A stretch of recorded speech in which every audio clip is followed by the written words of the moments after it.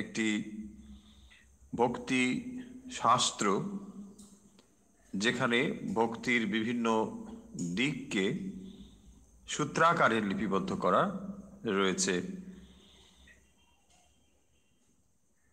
দেবর্ষি নারদ তিনি ভগবান লাভ করার পর ভগবানের আশীর্বাদ পেয়েছিলেন এই বলে যে ঈশ্বর দর্শন এর ফলে তার অন্তর যে আনন্দে পূর্ণ হয়েছিল, সেই আনন্দে কেবল তিনি আনন্দে মগ্ন থাকবেন, আনন্দে আস্বাদন করবেন, সেটি না করে তিনি জগৎ কল্যাণের জন্যে সবাইকে এই ভক্তির কথা যাতে বলেন, ভগবান সেই কারণের জন্যে দেবর্ষি নারদকে ভক্তি প্রচারের কথা বলেছিলেন।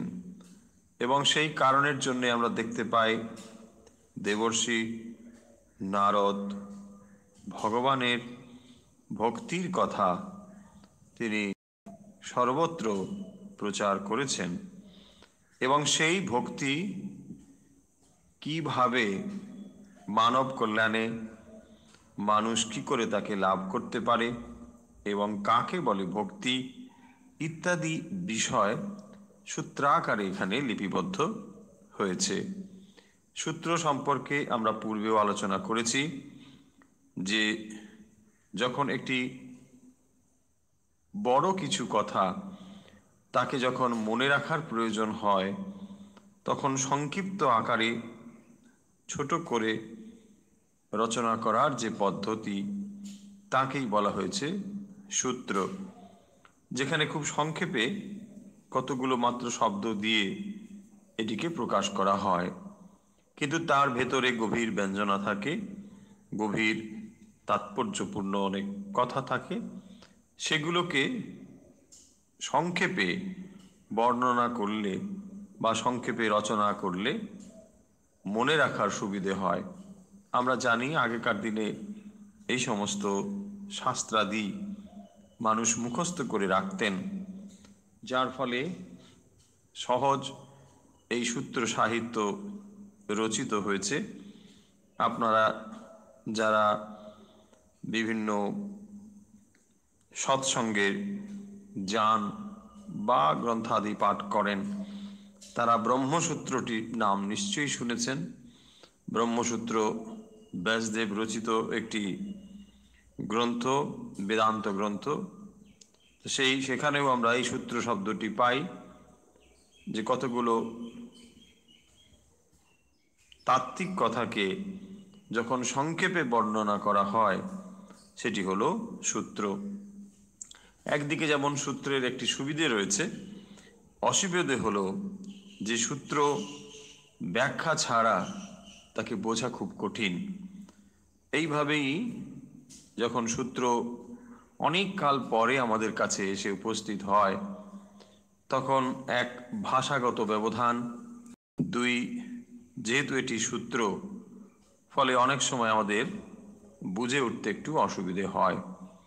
কিন্তু সেই দিক থেকে এই ভক্তি সূত্র অত্যন্ত সহজ, খুব সহজ সংস্কৃতে এটি রচনা, বোঝার খুব কঠিন কিছু নয়। আমরা এর পূর্বে আলোচনা করেছি, যে সূত্রগুলো ইতিমধ্যেই আমরা আলোচনা করেছি।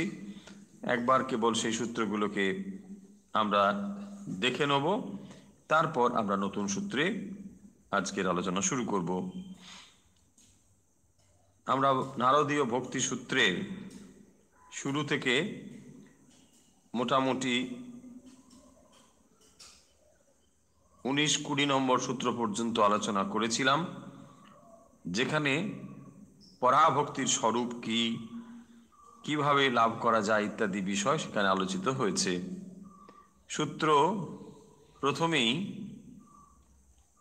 এই ভক্তির স্বরূপটি বলতে গিয়ে বলেছেন যে সা ত্বস্মিন পরমা প্রেম রূপা। এই ভক্তি হলো পরম ভালোবাসা বা পরম। কেন এই পরম শব্দটি ব্যবহার করা হয়েছে এ কথাও আমরা আলোচনা করেছি। পরম শব্দ জাগতিক ভালোবাসার থেকে পৃথকত্ব বোঝাতে এখানে পরম শব্দটি ব্যবহার করা হয়েছে। সা ত্বস্মিন, সা মানে ভক্তি স্ত্রীলিঙ্গ, সেই জন্যে সা শব্দ ব্যবহার করা হয়েছে। সা তু अस्मिन्, ত্বস্মিন মানে সা তু अस्मिन् পারমা প্রেম রূপা। এই ভক্তি হলো ঈশ্বরের প্রতি পরম ভালোবাসা। ঈশ্বরের প্রতি যে পরম ভালোবাসা তাকেই বলা হয়েছে ভক্তি। এটি যে কেবল পরম প্রেম তা নয়, এটি অমৃত স্বরূপ আছে। এই ভক্তি হলো অমৃতের মতো। সেই অমৃত লাভ করলে মানুষ মৃত্যুর পারে যেতে পারে, এবং এই ভক্তি হলো পরম প্রেমা এবং অমৃত স্বরূপ। সেই দুটি কথা সূত্রাকারে এখানে বর্ণিত হয়েছে, আমরা তা বিস্তারিতভাবে আলোচনা করেছি, যেখানে ভক্তির স্বরূপ আলোচনা করা হয়েছে।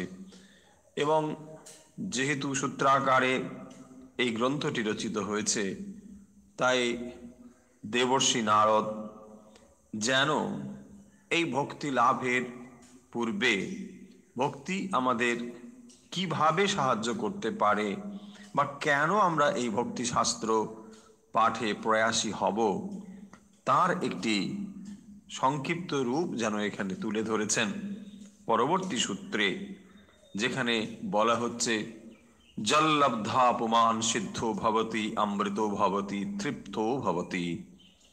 এই ভক্তি লাভ করলে কি হয় না, এই ভক্তি লাভ করলে সাধক সিদ্ধো ভবতি, অমৃতো ভবতি, তৃপ্তো ভবতি। তিনটি শব্দ আমরা বিস্তারিতভাবে আলোচনা করেছি। একটি হলো সিদ্ধ, অপরটি হলো অমৃত এবং তৃপ্ত। আমরা জগতে যে সমস্ত জিনিস লাভ করি, জাগতিক বস্তু, তার কোনোটির দ্বারাই আমরা সিদ্ধ অথবা অমৃত অথবা তৃপ্ত হতে পারি না। কারণ এই বিষয়গুলো কেবলমাত্র আমাদেরকে ক্ষণিক সুখ দান করতে পারে, কিন্তু পরিণামে অত্যন্ত বিষময়। তাই ভক্তি হলো একমাত্র যা আমাদেরকে অমৃত এবং তৃপ্ত দান করতে পারে। সেই জন্য বলা হয়েছে সূত্রে তৃপ্তো ভবতি, অমৃতো ভবতি, সিদ্ধো ভবতি। ইয়ৎ প্রাপ্য না কিঞ্চিত বাঞ্ছতি। তারপরেই বলছেন যে এমন নয় যে এই ভক্তি পেলাম কিন্তু তবুও আকাঙ্ক্ষা থেকে গেল, এটা পেলাম না ওটা পেলাম না।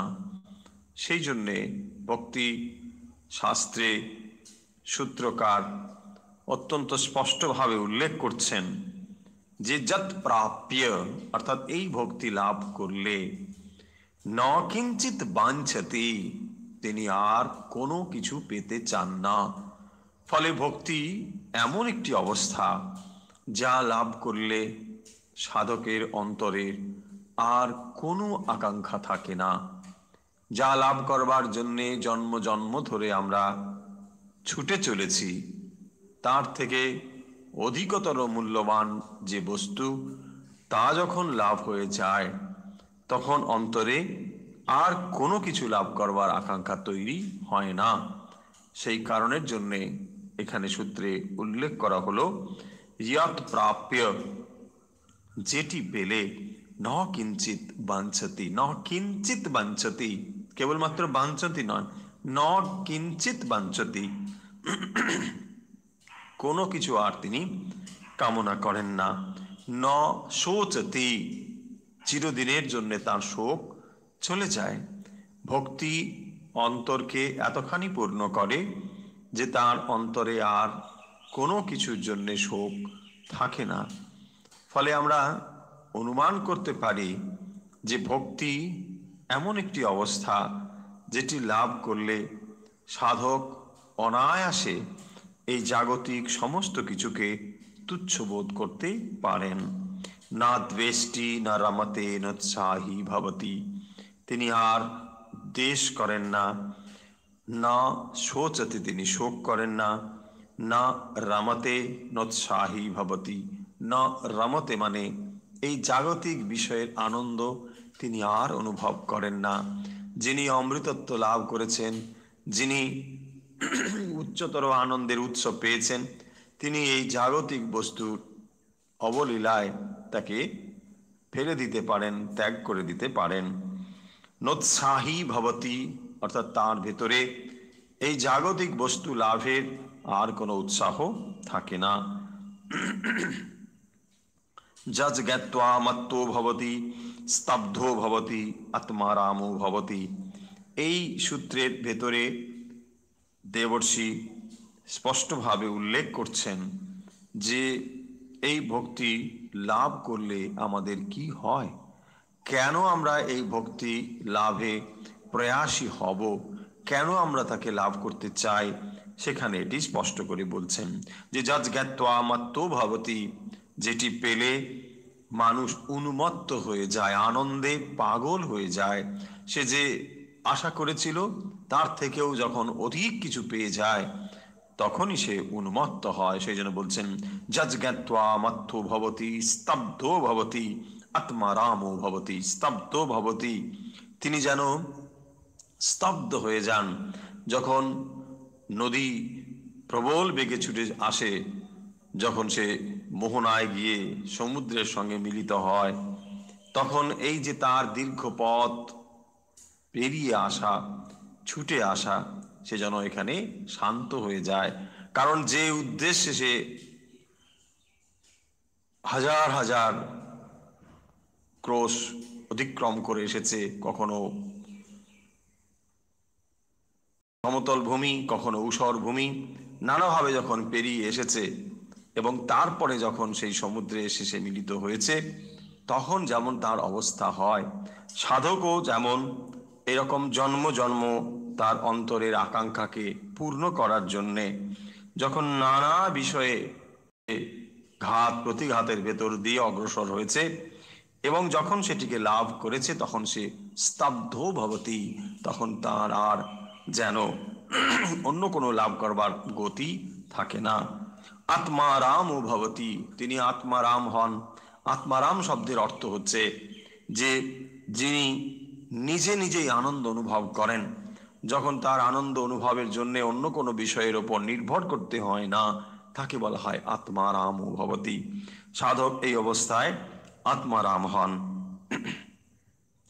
সা ন কাময়মানা নিরথ রূপত্বাৎ, এই ভক্তি অন্য কোনো কিছুর কামনা করে না বলে সা ন কাময়মানা নিরথ রূপত্বাৎ, এইটি নিরধ রূপ অর্থাৎ সমস্ত কিছু তখন তার ত্যাগ হয়ে যায়।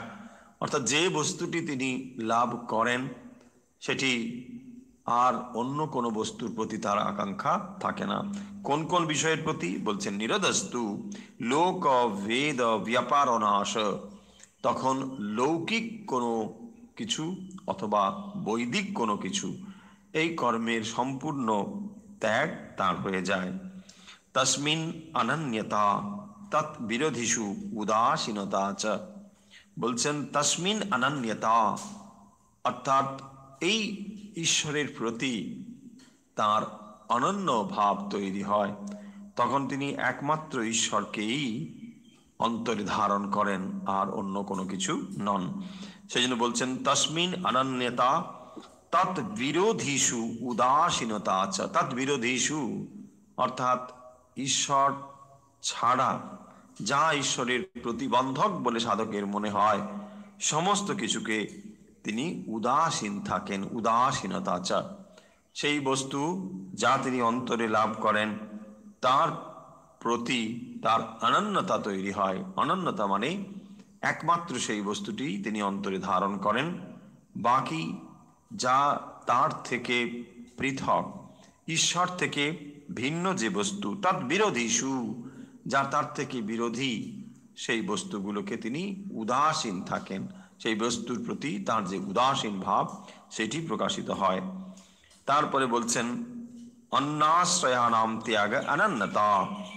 এই অনন্যতা শব্দটিকে আরো স্পষ্টীকৃত করার জন্য, আরো স্পষ্ট করে বলার জন্যে 10 নম্বর সূত্রে বলছেন অন্যাশ্রয়ানাম ত্যাগ অনন্যতা। অন্য আশ্রয়ানাম ত্যাগা, অর্থাৎ আর অন্য কিছুর আশ্রয় তিনি গ্রহণ করেন না, একমাত্র ভগবানকেই তিনি গ্রহণ করে থাকেন। লোকে বেদেষু তৎ অনুকূল আচরণম তৎ বিরোধীষু উদাসীনতা। বলছেন লৌকিক এবং বৈদিক এই দুটো বিষয়ে তৎ অনুকূল আচরণম তৎ বিরোধীষু উদাসীনতা, লৌকিক এবং বৈদিক বিষয়ের অনুকূল আচরণ তিনি করেন, তার বিরোধীর প্রতি তিনি উদাসীন থাকেন। ভবতু নিশ্চয় দাঢ্যাৎ ঊর্ধ্বম শাস্ত্র রক্ষণম। পরবর্তী সূত্রে বলছেন ভবতু নিশ্চয় দাঢ্যাৎ, না যত সময় পর্যন্ত সাধক নিশ্চিতভাবে ভক্তি, অনন্য ভক্তি চিত্তে লাভ না করেন, তত সময় পর্যন্ত তিনি কি করেন না নিশ্চয় দাঢ্যাৎ ঊর্ধ্বম শাস্ত্র রক্ষণম, শাস্ত্রকে মর্যাদা দেওয়ার জন্যে তিনি দৃঢ় না হওয়া পর্যন্ত, অন্তরে ভক্তিকে দৃঢ়ভাবে ধারণ না করা পর্যন্ত তিনি লৌকিক অথবা অনুকূল আচরণ করেন। তার মানে শাস্ত্রের যে সমস্ত বিধি নিষেধের কথা রয়েছে, যিনি ভক্ত, যিনি ভক্তি ধারণ করেছেন অন্তরে, যিনি ভক্তি লাভ করেছেন অন্তরে, তিনি কখনো অশাস্ত্রীয় আচরণ করেন না। তিনি বৈদিক এবং লৌকিক যে সমস্ত আচরণের কথা রয়েছে শাস্ত্রে, তিনি সেগুলোই করেন। কথামৃতে আমরা দেখব যে যার ঠিকভাবে সাধনা হয়েছে তার কি হয়, বেচালে পা পড়ে না। শ্রীরামকৃষ্ণ বলছেন যে তার পা আর বেচালে পড়ে না।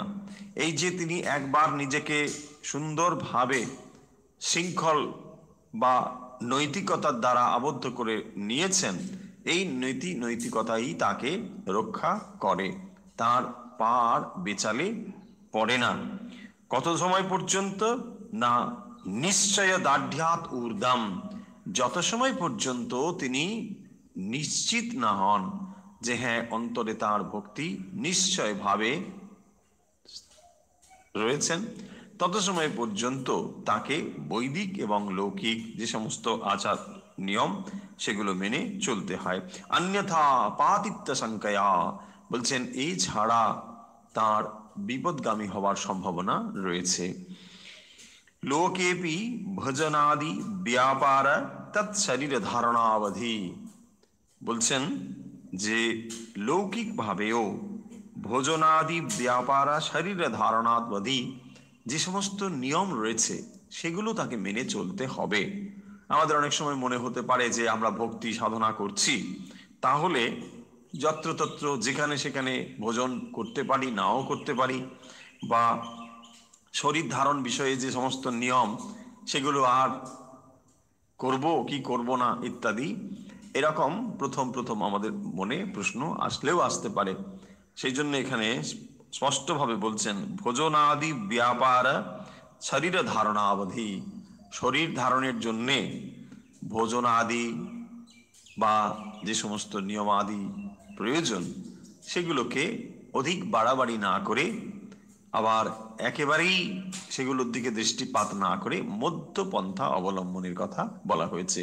যে যেগুলো করলে শরীর ঠিক থাকে বা সুস্থ থাকে, ভগবানের স্মরণ মনন করা যায়, সেটি হলো মধ্যপন্থা এবং তাকে অবলম্বন করা দরকার। এবং ভোজন বিষয়েও মধ্যপন্থা অবলম্বন করা দরকার।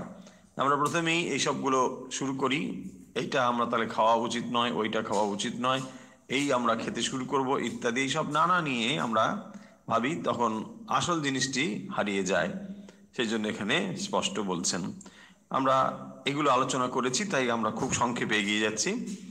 ভক্তির লক্ষণ ও উদাহরণ হিসেবেও আমরা কতগুলো সূত্র পেয়েছি, যেখানে ভক্তির লক্ষণ হিসেবে বলছেন তার লক্ষণানি বাচ্যান্তে নানা মতভেদাত, যেখানে ভক্তির কি কি লক্ষণ, কিভাবে আমরা বুঝবো যে অন্তরে ভক্তি লাভ হয়েছে, সেটি এখানে উল্লেখ করা হয়েছে।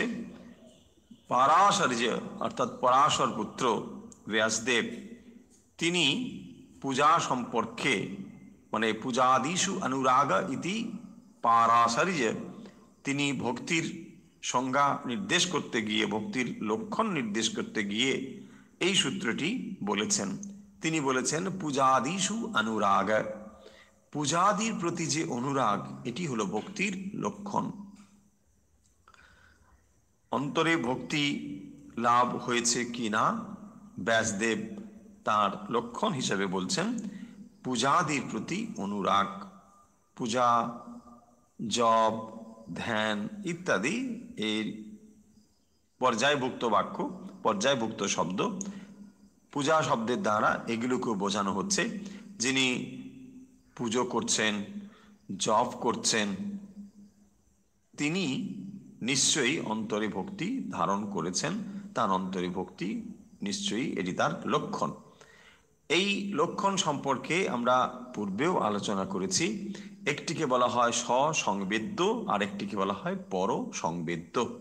স্বসংবেদ্য শব্দের অর্থ হলো যেটি নিজে বোঝা যায়, আর পরসংবেদ্য কথার অর্থ হলো যেটি দেখে অপরে ধারণা করতে পারে। ধরুন একজন মানুষকে আমরা দেখলাম, তিনি মন্দিরে যাচ্ছেন, তিনি গঙ্গা স্নান করছেন, ঘন্টার পর ঘন্টা পুজো করেন, অনেকক্ষণ ধরে চলে দাঁড়িয়ে তিনি মানে সূর্যের প্রতি অঞ্জলি দিচ্ছেন, এসব নানা রকম করছেন। ধরুন দেখে আমাদের কি মনে হতে পারে, লোকটি অত্যন্ত ধার্মিক, তিনি অনেক পুজো আদি করছেন।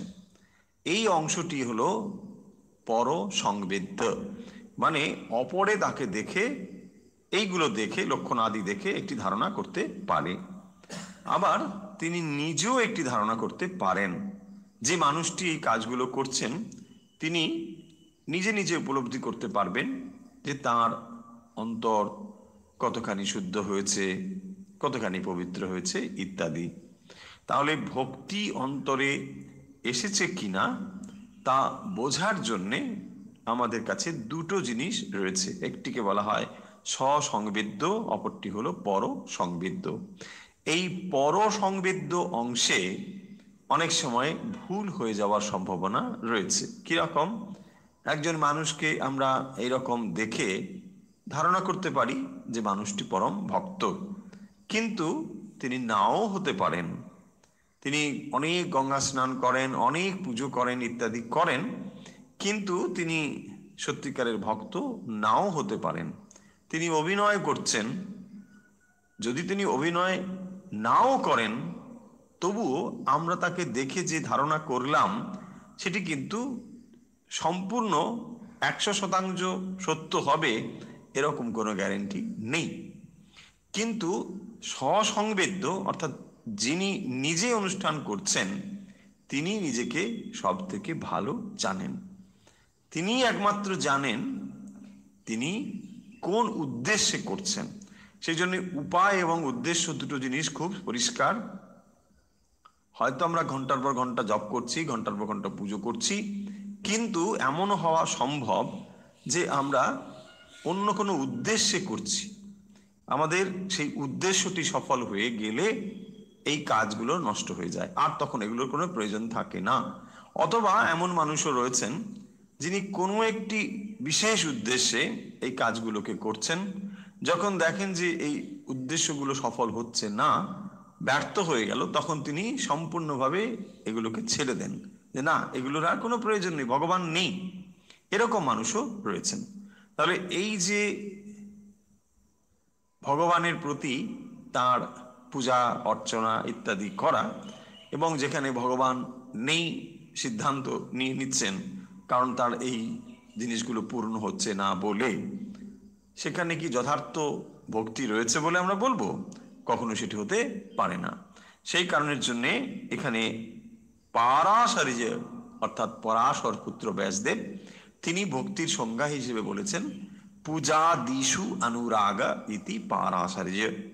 তারপরে আমরা দেখব গর্গমুনি তিনি বলেছেন কথাদিষু ইতি গার্গাহা, কথাদির প্রতি যে অনুরাগ, অর্থাৎ ভগবানের কথা, কথা মানে ভগবত কথা, যে যাকে ভালোবাসে তার কথা সে বারবার বলতে চায়। আমরা দেখব শ্রীরামকৃষ্ণ যখন তার গলরোগে কাশীপুরের উদ্যানবাটিতে রয়েছেন, কিন্তু যখন ভক্তরা আসছেন ভগবান সম্পর্কে নানা রকম জিজ্ঞাসা নিয়ে আসছেন, তিনি তাদেরকে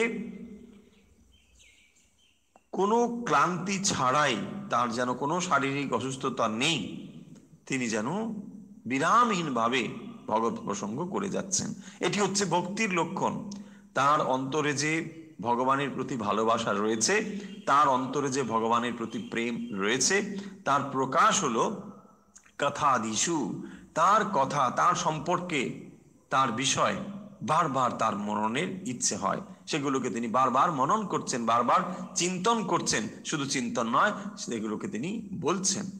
এই যে ভগবান সম্পর্কে চিন্তা করা, অপরের কাছে বলা, ব্যক্ত করা, সেটি কথা বলে হোক, লিখে হোক, যেমন করি হোক, যে কোনোভাবে ভগবানের কথা নানা মানুষের কাছে বলা, ভক্তদের কাছে বলা, এইটিকে গর্গমুনি বলেছেন যে এইটি হলো ভক্তির লক্ষণ। কথাদিষু ইতি গার্গা। তারপরে শাণ্ডিল্য ঋষি বলছেন আত্মরতি অবিরোধেনা ইতি শাণ্ডিল্য।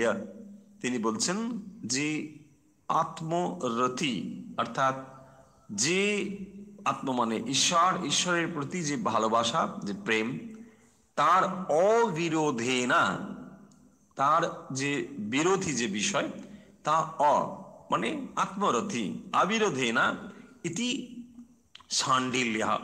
শাণ্ডিল্যের মতে, শাণ্ডিল্য ঋষির মতে এটি হলো ভক্তির লক্ষণ।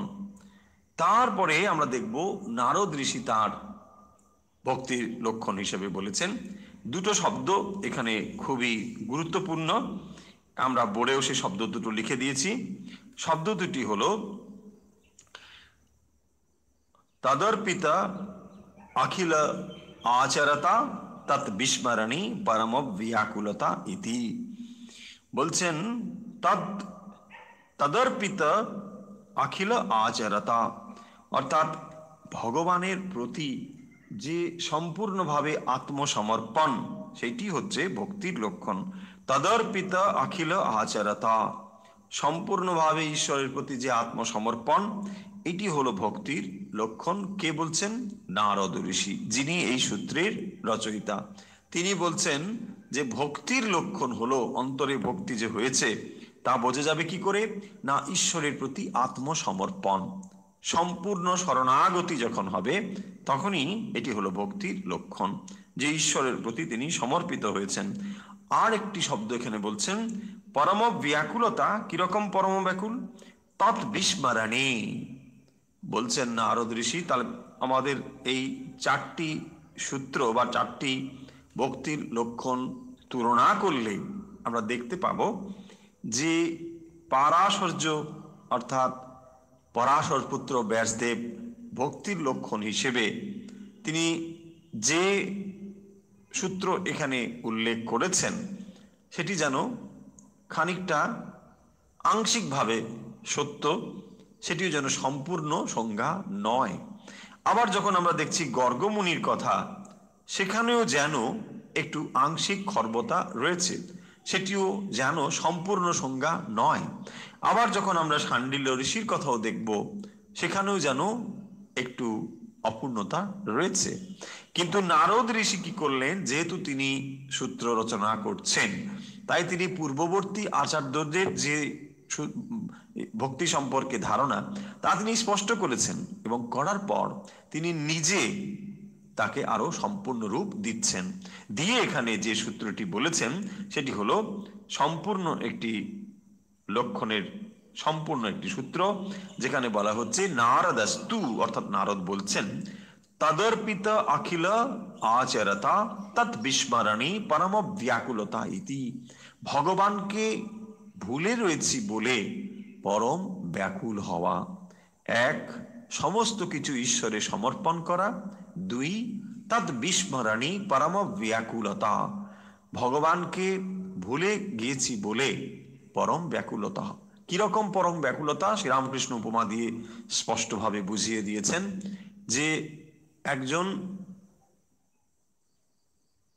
জলে তার মাথাকে চুবিয়ে দিয়েছে তার গুরু, এবং সে জলের ভেতরে যখন মাথা রয়েছে বায়ুর জন্য সে ছটফট করছে, এবং তখন গুরু বলছেন যে এই যে বাতাসের জন্য তুমি যখন ছটফট করছিলে, সেই যে ব্যাকুলতা, ঈশ্বরের জন্য যদি তোমার এই ব্যাকুলতা হয় তবেই তুমি তাকে লাভ করতে পারবে। ফলে আমরা যে ব্যাকুলতা ব্যাকুলতা বলে মুখে বলি, সেইটি যথার্থ ব্যাকুলতা কিনা বিচার করে দেখা দরকার। তাত বিস্মরণে পরম ব্যাকুলতা, পরম ব্যাকুল হবে, অন্তর এতটাই ব্যাকুল হবে যে তাকে ভুলে গিয়েছি বলে। তাত বিস্মরণে, এরকম ভক্তের হতে পারে আজকে ভগবানের নাম জপ করতে পারেনি, ভগবানের নাম আজকে জপ করতে পারল না, কিন্তু বাকি তার জীবনের যা কিছু সব ঠিকভাবেই চলেছে, তাহলে তার অন্তরের ব্যাকুলতার স্থান কোথায়?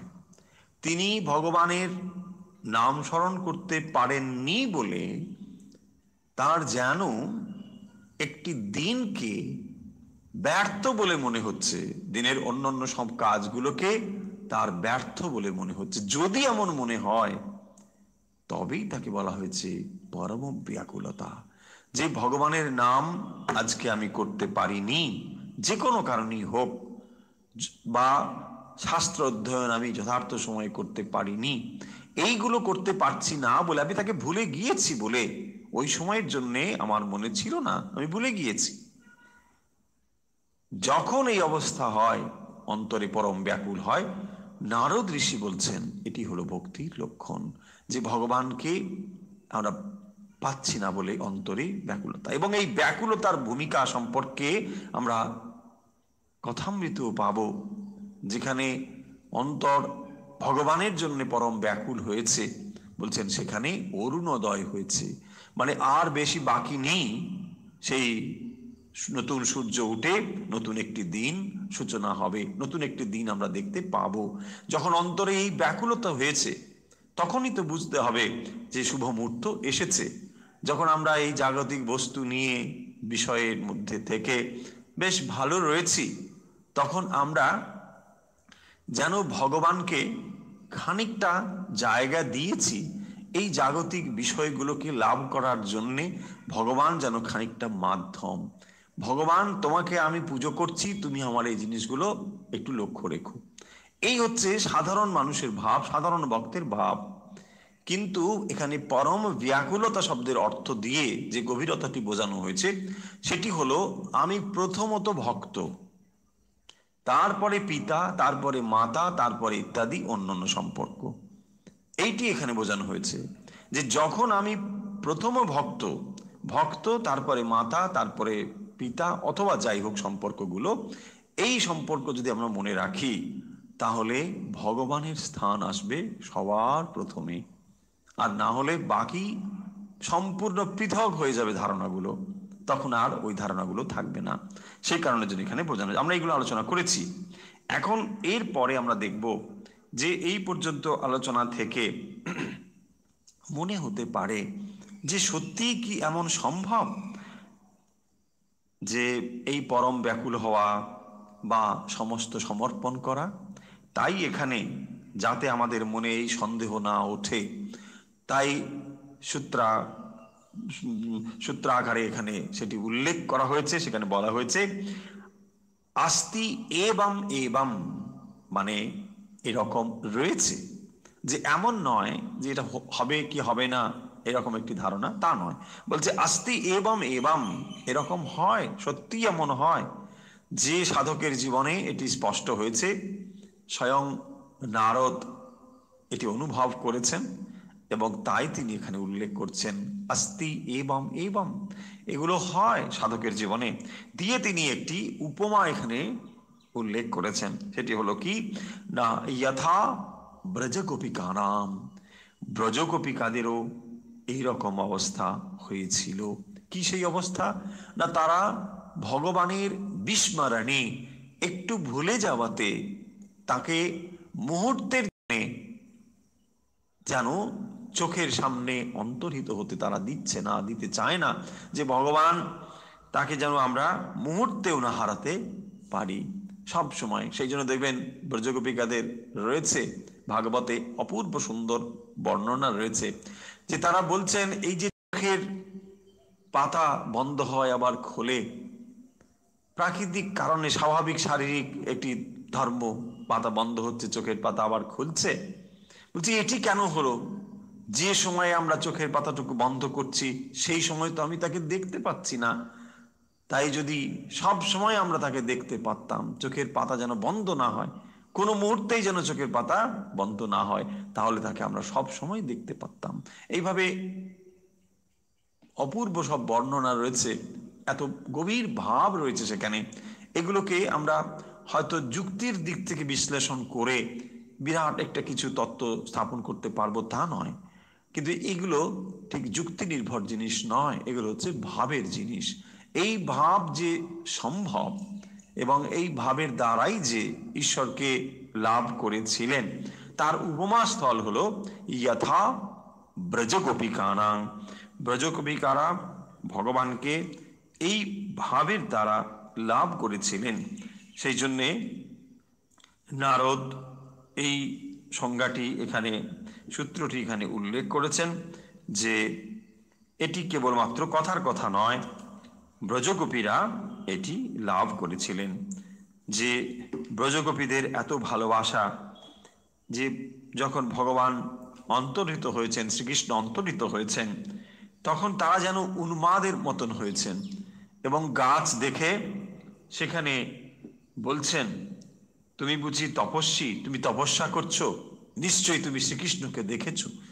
গাছ স্থির হয়ে দাঁড়িয়ে রয়েছে, ব্রজগোপীরা গাছের কাছে গিয়ে বলছে, হে বৃক্ষ, তুমি নিশ্চয়ই শ্রীকৃষ্ণের ধ্যান করছো, তাহলে না হলে তুমি কেন স্থির হয়ে রয়েছো?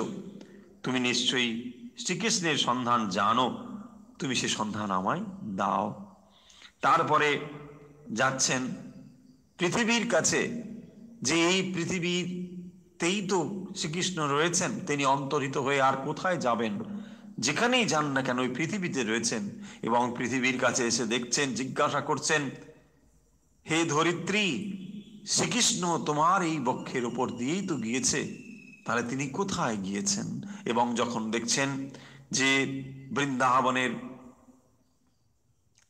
ঘাস তৃণ সেগুলো উঁচু উঁচু হয়ে রয়েছে, তখন ব্রজগোপীদের ভাব হচ্ছে যে এই ভগবান শ্রীকৃষ্ণের পাদস্পর্শে পৃথিবী রোমাঞ্চিত হয়েছে, ফলে তার হৃদয় যেন এইভাবে প্রকাশিত হয়েছে। তার এই রোমাঞ্চ হওয়ার ফলে, যেমন মানব শরীরে রোমাঞ্চ হলে রোমকূপ খাড়া হয়ে যায়, দৃঢ় হয়ে যায়, ঠিক সেইভাবে ব্রজগোপীরা দেখছেন যে তৃণ রাশি এমনভাবে রয়েছে, ফলে নিশ্চয়ই এ ভগবানের স্পর্শ অনুভব করেছে।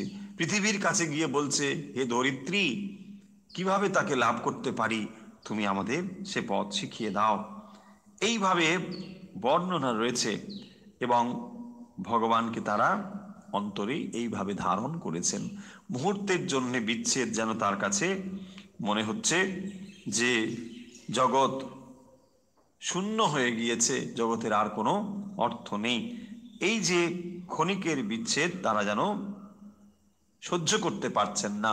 যেমন আমরা পূর্বে দেখলাম যে সামান্যতম বিস্মরণেও তাকে ব্যাকুলতা, পরম ব্যাকুলতা অনুভব, সেটি এখানে উল্লেখ করা হয়েছে।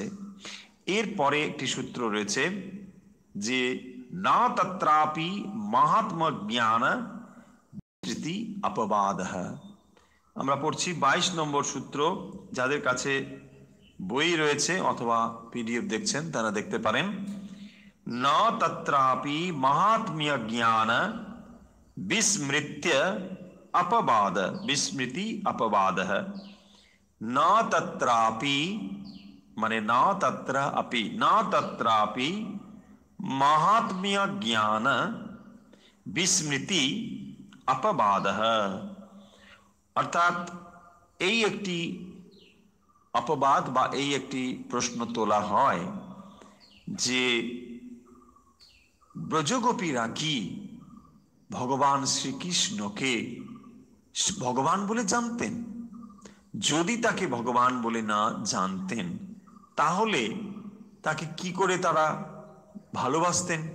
তাদের এই ভালোবাসার অর্থ কি? ভগবান রূপে যদি তারা তাকে না জানেন তাহলে ভগবান শ্রীকৃষ্ণের স্বরূপ সম্পর্কে তারা জানতেন না। যদি না জানেন তাহলে এটি তো কেবল মানব প্রেম হয়ে যায়, মানব ভালোবাসা হয়ে যায়। সেই প্রশ্ন তোলা হয়েছে এবং তার উত্তরে এখানে সূত্রে সেটি বর্ণনা করছেন, বলছেন ন তত্র আপি, এটি হতে পারে না। ন তত্রাপি মাহাত্ম্য জ্ঞান বিস্মৃতি অপবাদ, যে তারা যে তার মাহাত্ম্য ভুলে গিয়েছিল এটি কখনো হতে পারে না। কারা? ব্রজগোপিকারা যে ভগবানের মাহাত্ম্য সম্পর্কে অবহিত ছিলেন না, জানতেন না, এটা কখনো হতে পারে না। তারা ভগবানের স্বরূপটি জানতেন। যে ব্রজগোপীগণ কৃষ্ণ প্রেমে উন্মাদিনী হলেও তারা যে শ্রীকৃষ্ণের মাহাত্ম্য জ্ঞান, তিনি যে লীলায় মানব দেহ ধারণ করে এসেছেন, এই কথা তারা কখনো বিস্মৃত হননি। এই যে অপবাদ, এটি চলে না, বলছেন এটি কখনো সম্ভব হতে পারে না। কাম এবং প্রেমের ভেতরে যে তফাৎ সেটি এই সূত্রে আমরা দেখতে পাব। কাম এবং প্রেম এ দুটো যে সম্পূর্ণ ভিন্ন জিনিস সেটি এখানে উল্লেখ করা হয়েছে। তাৎ বিহীনাম জারাণাম ইবা, ঠিক পরবর্তী সূত্রে 23 নম্বর সূত্রে বলছেন তাৎ বিহীনাম জারাণাম ইবা, যদি তা না হতো, তাৎ বিহীনাম, যদি তাই না হয়, অর্থাৎ ভগবানের মাহাত্ম্য যদি ব্রজগোপীরা না জেনে থাকেন তাহলে তো এটি দোষণীয়। সেই জন্য বলছেন জারাণাম ইবা, তাহলে তো এটি অত্যন্ত ব্রজগোপীদের উপপতির মতন মনে হবে, যা সমাজে খুব নিন্দনীয়। বলছেন এটি কি সেরকম? বলছেন না, এটি তা হতে পারে না। সেই জন্য সূত্রে এখানে তা উল্লেখ করা হয়েছে। তৎবিহীনাম, তৎবিহীনাম মানে স্বরূপ জ্ঞান বিহীনাম, যে ভালোবাসা ব্রজগোপীরা ভগবানের প্রতি, ভগবান শ্রীকৃষ্ণের প্রতি অর্পণ করেছেন, তারা কি তাকে অর্থাৎ শ্রীকৃষ্ণকে ভগবান বলে জানতেন? যদি তার এই স্বরূপ সম্পর্কে তারা না জানতেন তাহলে শ্রীকৃষ্ণ তাদের কাছে পরপুরুষ, এবং এই পরপুরুষের প্রতি যে ভালোবাসা তা নিন্দনীয় সমাজের দৃষ্টিতে। ফলে এই ভালোবাসা কি ব্রজগোপীরা করেছিলেন? তাই সেই কারণের জন্য এখানে সূত্রে বলছেন তাৎবিহীনাম, তাৎবিহীনাম মানে মাহাত্ম্য জ্ঞানাবিহীনাম, মাহাত্ম্য জ্ঞান যদি না থাকে। কিসের মাহাত্ম্য? যে বস্তুর প্রতি প্রেম নিবেদিত হচ্ছে তার মাহাত্ম্য জ্ঞান, তিনি যে পরম ঈশ্বর, তিনি যে ভগবান, তার এই ভালোবাসা যে ভগবানের প্রতি অর্পিত হচ্ছে, এইটি যদি না বোধ থাকে, না জানা থাকে, তাহলে সেটি হতে পারে না, অর্থাৎ তাকে আমরা পরম ভালোবাসা বলতে পারি না।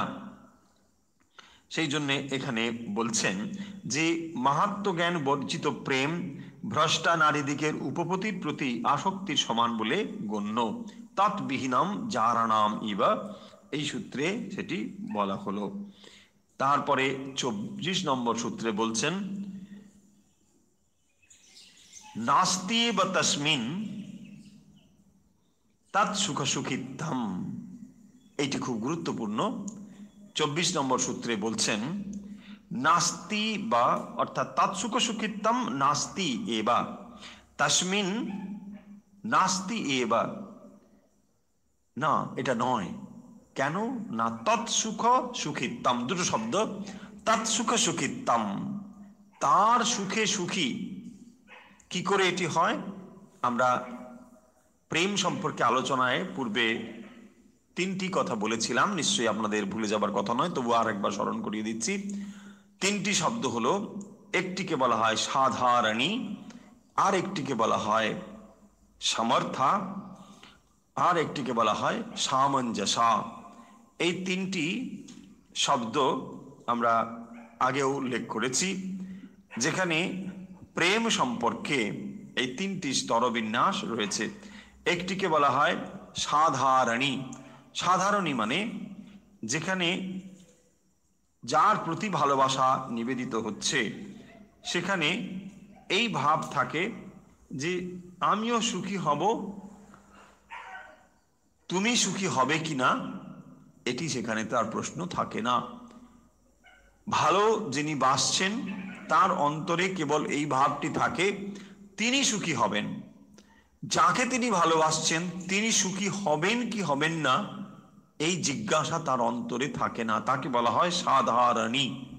এই সাধারণী ভালোবাসাতে এটি হলো মানব প্রেম, যেখানে একমাত্র এইটি থাকে যে তিনি সুখী হবেন। আত্মসুখ এখানে হচ্ছে প্রবল, কেবলমাত্র আমি সুখী হব তাই আমি ভালোবাসি, তাকেই বলা মানব প্রেম।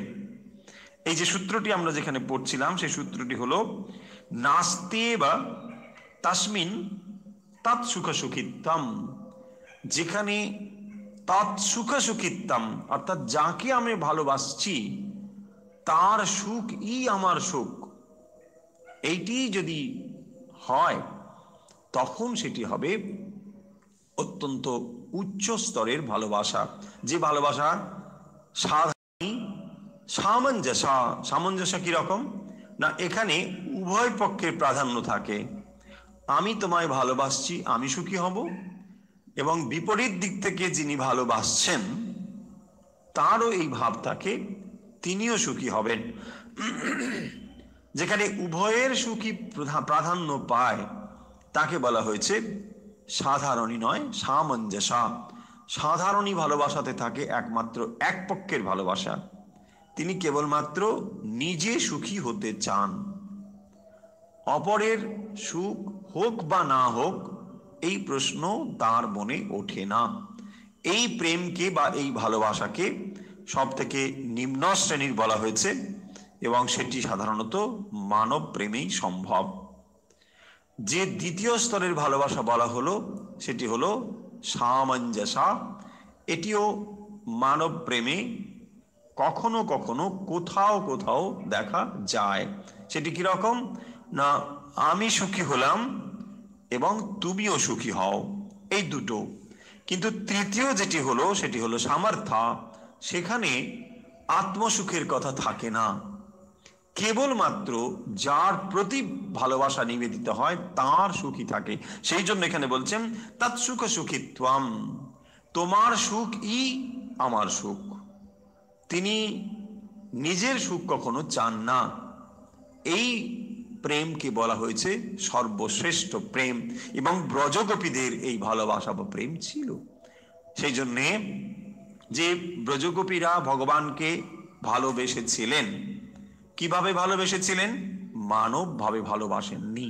কারণ মানব প্রেম যদি হতো তা কখনোই এই স্তরে উন্নীত হতে পারত না। মানব ভালোবাসা কখনো এই স্তরে উন্নীত হতে পারে না। সেখানে আমার যা হোক তুমি সুখী হও এ ভাব কখনোই থাকে না। সেই কারণের জন্য এখানে বলছেন তৎসুখ সুখিত্তম। আমরা দেখব যখন ভগবান শ্রীকৃষ্ণ তার ওই মাথা ব্যথা হয়েছে বলে একটি সুন্দর লীলা রয়েছে ভগবানের, যে তিনি সমস্ত গোপীদের কাছে সবাই গিয়ে বলছেন ভগবানের এরকম মাথা যন্ত্রণা হয়েছে, কিভাবে ভালো হবে? তো ভগবানের কাছেই উপস্থিত হয়ে বললেন যে আপনি বলে দিন কিভাবে এটি সম্ভব, কারণ আপনি তো সর্বলীলাময়, আপনি বলুন কিভাবে এটি নিরাময় হবে। তখন ভগবান বলছেন যে ভক্তের পদরজ যদি আমি পাই তবেই কেবলমাত্র এটি নিরাময় হতে পারে। ভক্তের পদরজ, সবাই শুনে অবাক, কি এমন ভক্ত রয়েছে যে তার পায়ের ধুলো ভগবানকে দেবেন, ভগবান মাথায় নেবেন? ভক্ত কখনোই এটা করতে পারেন না। ভক্ত ভগবানকে সর্বোচ্চ আসন দেন, তিনি কখনোই তার পায়ের ধুলো সেখানে দিতে পারেন না, কখনোই পারেন না, সজ্ঞানে তো পারেনি না। কিন্তু যখন এটি শ্রীমতী রাধিকার কাছে গিয়ে উপস্থিত হলো, শ্রীমতী রাধিকা কোনো প্রশ্ন না করে সঙ্গে সঙ্গে তিনি শ্রীচরণ রজ দিয়ে দিলেন, দিয়ে বলছেন হ্যাঁ নিয়ে যান, এতে আমি জানি আমার মহা অপরাধ হবে, কিন্তু সে অপরাধ আমার হোক, কিচ্ছু এসে যায় না, তাতে যদি আমার নরক বাস হয় তাতেও কিছু এসে যায় না, কিন্তু এতে ভগবানের মঙ্গল হবে, তিনি রোগমুক্ত হবেন, তিনি শান্ত হবেন, এটাই নিয়ে যাও। এটাই প্রমাণ করে যে ব্রজগোপীদের যে ভালোবাসা ছিল তা কখনো এই সাধারণই বা সামঞ্জস্য স্তরের ছিল না, সেটি হলো সামর্থ্য স্তরের, এবং সেটি হলো তৎসুখে সুখিতাম। এই কথাটি এখানে গুরুত্বপূর্ণ যে তৎসুখে সুখিতাম, তোমার সুখেই আমার সুখ। তাই ভগবানের প্রতি যখন এই ভালোবাসা ভক্তের অন্তরে স্বতঃস্ফূর্তভাবে উচ্চারিত হয় যে কেবলমাত্র তোমাকে ভালোবাসি ভালোবাসার জন্যে, লাভ ফর লাভ সেক, ভালোবাসার জন্যই ভালোবাসা, প্রেমের জন্যই প্রেম, অন্য কোনো কিছুর জন্য নয়, তখনই সেটি হয় সর্বশ্রেষ্ঠ ভালোবাসা। শ্রীরামকৃষ্ণের জীবনে নিশ্চয়ই আপনাদের মনে রয়েছে, যখন স্বামী বিবেকানন্দ, তখন তিনি নরেন্দ্রনাথ ঠাকুরের কাছে যেতেন, ঠাকুরের কাছে যাচ্ছেন, নানা কথা শুনছেন। একদিন শ্রীরামকৃষ্ণ মনে মনে নরেন্দ্রনাথের প্রতি যেন একটু পরীক্ষা করে দেখতে চান, তার অন্তরে এরকম একটি ভাব উঠেছিল। নরেন ওখানে গিয়ে বসেন, তিনি অন্যদের সঙ্গে কথা বলেন, অন্যদের দিকে তাকিয়ে কথা বলেন, নরেনের দিকে একবার তাকানো না। একদিন বলেই ফেললেন, আচ্ছা নরেন, আমি তো তোর দিকে তাকিয়ে একটা কথাও বলি না, তো তবু কেন আসিস এখানে? শ্রীরামকৃষ্ণ চাইছেন যে নরেন্দ্রনাথকে কেন আজ পৃথিবী এত উচ্চ আসন দেয়। শ্রীরামকৃষ্ণ তাকে পরীক্ষা করে দেখছেন যে এ এতটা অবহেলা সহ্য করতে পারেন কিনা। এই সামান্য অবহেলা করলে দিকে, তখন তো এমন নয় যে ভাব খুব গভীর হয়ে গিয়েছে, প্রথম প্রথম তিনি যাচ্ছেন, এবং সেই অবস্থাতে এতদূর অবহেলা সহ্য করতে পারেন কিনা শ্রীরামকৃষ্ণ দেখছেন। তাই বলছেন, ওরে তোকে তো আমি একটা কথাও বলি না তোর সঙ্গে, তোর দিকে এমনকি তাকাইও না, অন্যেরা সেখানে তাকে তাদের দিকে তাকিয়ে তাকিয়ে কথা বলেন, পাশেই উপস্থিত রয়েছেন অথচ তার দিকে একবার তাকান না, ফলে বোঝাই যায় যে তার অন্তরে ব্যথা হওয়ার যথেষ্ট কারণ রয়েছে। তখন তিনি বলছেন, না মশাই, আপনার কথা শুনতে আমি আসি না, আপনাকে ভালোবাসি তাই আসি। সঙ্গে সঙ্গে ঠাকুর এই কথাটি শুনে অবাক হয়ে গেলেন, বলছে ওরে দেখ দেখ নরেন কি বলে। নরেন বলছে আমাকে ভালোবাসে। অন্যেরা আসে সেখানে নানা রকম প্রশ্ন করে, তার উত্তর ঠাকুর দেন, এই কারণের জন্য সেখানে একটা সম্পর্ক তৈরি হয়েছে, সবাই আসে।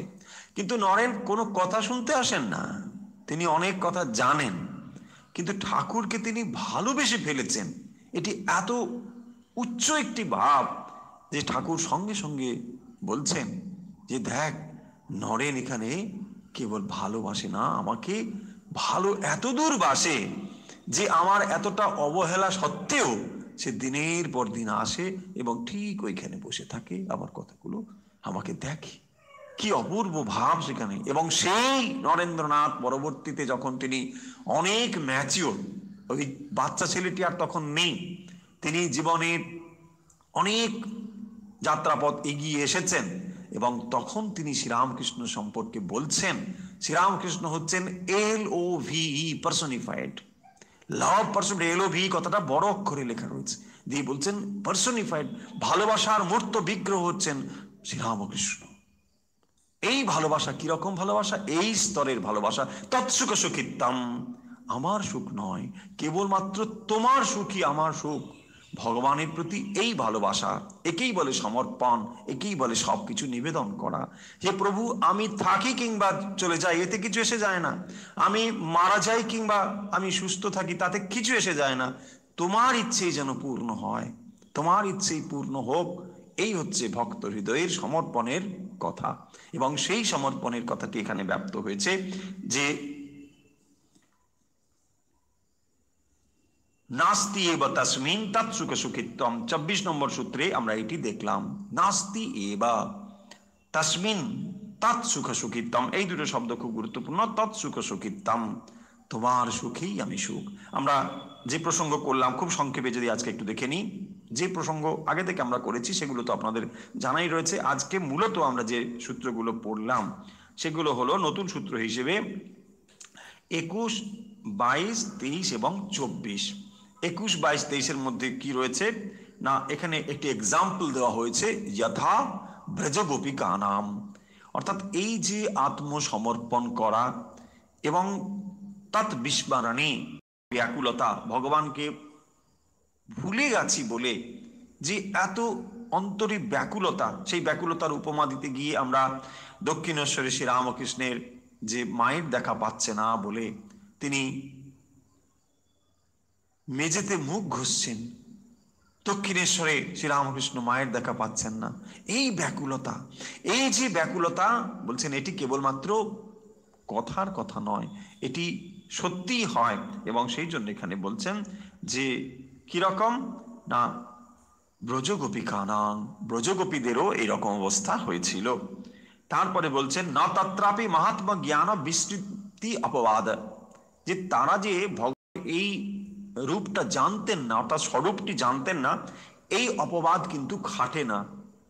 যদি এই প্রশ্ন কেউ তোলে যে ব্রজগোপীরা যে ভগবানকে ভালোবাসত, শ্রীকৃষ্ণকে যে ভালোবাসত, এটি তো জাগতিক ভালোবাসা, এই ভালোবাসা তাকে স্বরূপ জ্ঞান কি তারা জানতো, অর্থাৎ তারা কি জানতো যে ইনি স্বয়ং ভগবান? যদি তাকে ভগবান রূপে জানতো তাহলে কোনো কথা নয়, কিন্তু তারা জানতো না, সেই জন্য। কিন্তু এই প্রশ্নকে বলছেন না অপবাদ, এই কথা তোমরা বলতে পারো না যে তারা স্বরূপ জ্ঞানে তাকে জানতেন না, তাহলে সেটি কি হয়ে যাবে, সেই জন্য বলছেন তাদ বিহীনম জারণামিব, তাহলে এটি কি রকম হয়ে যাবে না, এটি উপপতির প্রতি ভালোবাসার মতো হয়ে যাবে, যা সমাজে নিন্দনীয়। এটা তা কখনো নয়। কেন নয় তাকে আরো স্পষ্ট করে বলছেন এই 24 নম্বর সূত্রে, যে নাস্তি বা তাসমিন তৎসুখ সুখিত্তম, তার সুখেই তারা একমাত্র সুখ অনুভব করতেন। কারণ যে দুটো তিনটে স্তরের ভালোবাসা আমরা দেখলাম, যেখানে সাধারণী, সামঞ্জসা এবং সামর্থ্যা। সাধারণী ভালোবাসা হচ্ছে আমি ভালোবাসবো কেবলমাত্র আত্মসুখের জন্যে, আমি সুখী হব তাই তোমায় ভালোবাসি। দ্বিতীয় স্তর হলো আমিও সুখী হব, তুমিও সুখী হবে। এবং তৃতীয় সর্বশ্রেষ্ঠ স্তরটি হলো কেবলমাত্র তুমিই সুখী হবে, আমি সুখী কিংবা অসুখী এতে কোনো এসে যায় না, আমি থাকি কিংবা মারা যাই তাতেও কিছু এসে যায় না। যেমন নাকি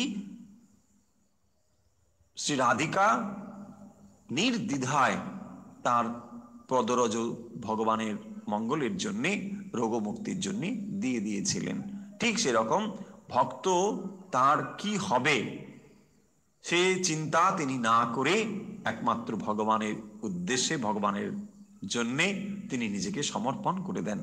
তাহলে আজকের আমরা এই পর্যন্ত ভক্তির যে লক্ষণ আদি এবং তার উদাহরণ বিষয়ে যে সূত্র সেইগুলো আমরা আলোচনা করলাম। আজকে মূলত আমরা আলোচনা করলাম 21 থেকে 24 নম্বর সূত্র পর্যন্ত। এর পরে আমরা পরাভক্তির মহত্ব নিয়ে আলোচনা করব, যে পরাভক্তি কিভাবে লাভ করা যায়, তার লক্ষণ কি ইত্যাদি এর পরবর্তী সূত্রগুলোতে আলোচনা হয়েছে।